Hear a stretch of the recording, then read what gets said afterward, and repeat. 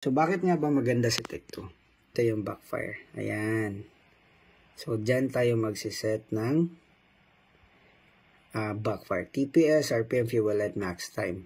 And, of course, ito yung pinaka-the best. GPS reading. Ito tayo ngayon. Mag-share tayo ngayon ng latest update ng Tech2 natin. Kasi, ang daming nag-claim or mga posts. Especially, ang daming din nagtatanong. Sila daw yung latest, ganito yung ganyan. So, however naman, ito lang share. Kayo na po humusga, okay? So, ito po. Share natin yung latest update ng Tech2, okay? Papakita natin.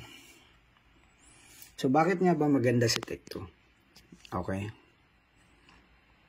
Ito guys, ipapakita ko lang features na sure ako na wala sa ibang mobile application or mga ECU na nakokonek sa cellphone. Siguro yung iba meron, pero I'm sure na hindi lahat meron ito. Okay? So, ito lahat may anti-theft, may menu. So, first thing na magagaranti namin na maganda ang Tech2 is first, ito, actual monitoring.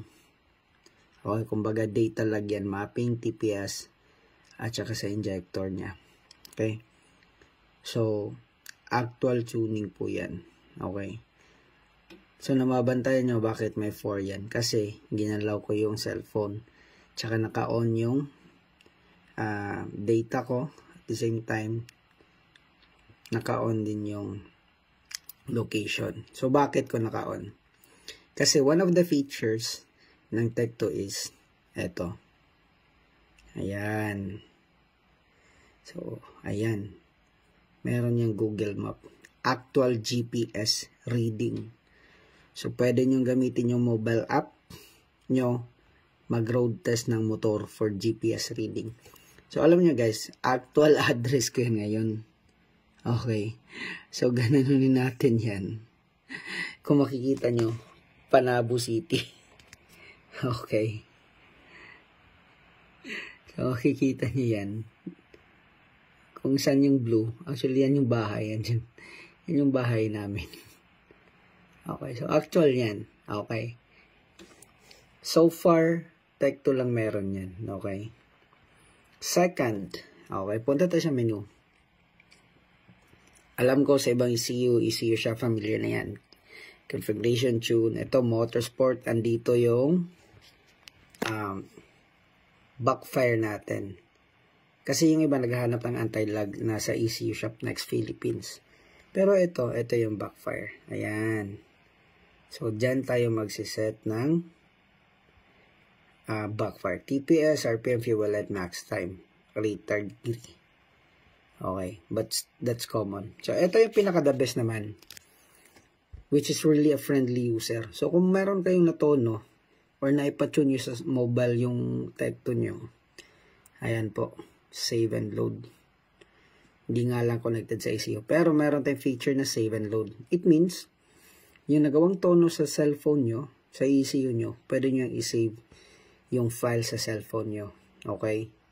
And in any case, may bago kayong isang motor, then same ECU kayo, yung file na yun, pwede nyo i-transfer. Pwede nyo i-connect yung ECU na yun, yung bagong ECU sa cellphone nyo. At yung na-save nyo na file, pwede nyo din gamitin. I-transfer nyo as a base map. Tapos magtutono ulit kayo. Siyempre kasi hindi lahat ng motor pareho. Okay. So, ayan. Compensate, analyze, actual. Data log. Pwede nyo yung i-record yan guys. I-play nyo lang para makita nyo. Well, at the same time, pwede din naman dito. Okay. Pwede kayong mag-screen record para makita niya. Tapos basahin nyo na lang. Play nyo. And of course, ito yung pinaka-the best. GPS reading. GPS monitoring. Ayan. So, sa mga users natin dyan, kayo na po humusga. Okay. Gusto nyo yung mas latest. Gusto nyo mas the best. Tsaka very affordable sa lahat ng mobile tuning. Thank you so much, Tech2, Pizza Bike, you're the best.